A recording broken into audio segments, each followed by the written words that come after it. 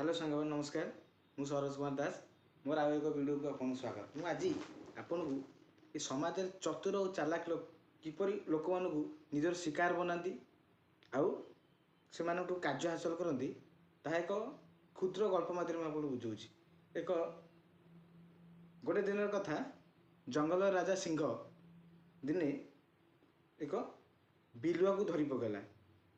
ताकू कहला तू जदि आज मो पाई खाद्य संग्रह करी मते न दबु ताले मु तो सहित तो पूरा परिवार को खाईदेवी। बिलुआ यह देखी पूरा टेंशन रे पड़गला। कहला बड़ असुविधार कथा, मुझे कौन करी, मु पुणी कौटी, मु तो मो निज पाई मो निज परिवार पाई मु तो निजे खाद्य संग्रह करि पानी, मु पुणी सिंह को कौट खाद्य आनी दी पारि।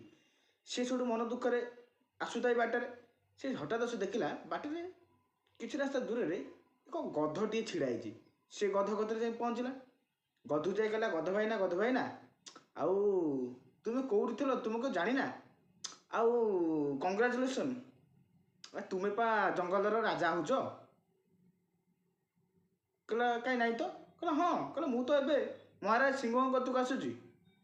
महाराज सिंह कहले मोर आउ राजा हबार इच्छा नहीं, आउ मु गध को राजा घोषणा करदेवी।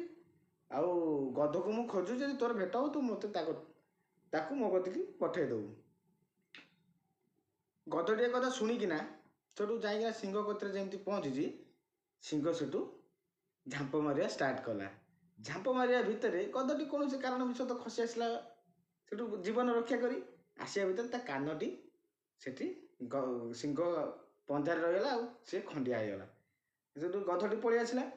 गधटी पलि आसला, बिलुआ बाटर पुणी भेटिला। बिलुआ पचारा कौन गध भाईना पलि आसिल। कहला अरे हे मत आज सिंह खाई था, मु जीवन बचाई देखुन मो कानटा केमती खंडिया हो। कहला हे से तुम कान को काटुला बा, से तुमको जंगल राजा बनइब। से कहला अरे हाँ सत कथा तो। सेठू पुणी थे सिंह कतरे जाई पहुँचला। सिंह एथर पुणी पंजा मारे बसला। एथर हाथ में लागला लांज। ये पुणी छाटी पिटी पलैला। देखला सुगाड़ पुणी बाटर बेटला। कहला पुणी कौन है, देखुन मो लांजटा को आटाक कर लांज कहला तुम लांज थी कौन तुम गादी बस पार। सी कहला यह भी सत कथा। पुणी जो पहुँचला, एथर सिंह पूरा डायरेक्ट तंटिकी धरला, धरिकी मारदेला। यह कहबार उद्देश्य जे समाज में बहुत प्रकार चतुर आउ चालाक लोक अच्छा, निज निज कार्य जे पर्यटन हासिल न होती से पर्यंत कौन ना कौन प्रकार तुमको प्रोत्साहित करेंगे, लोभ देखेबे, कि तुमको से पड़ार ना, तुमको ताकू हाथ मापी चाखंड चलबार अच्छी। यह गल्प भल लगे कमेंट।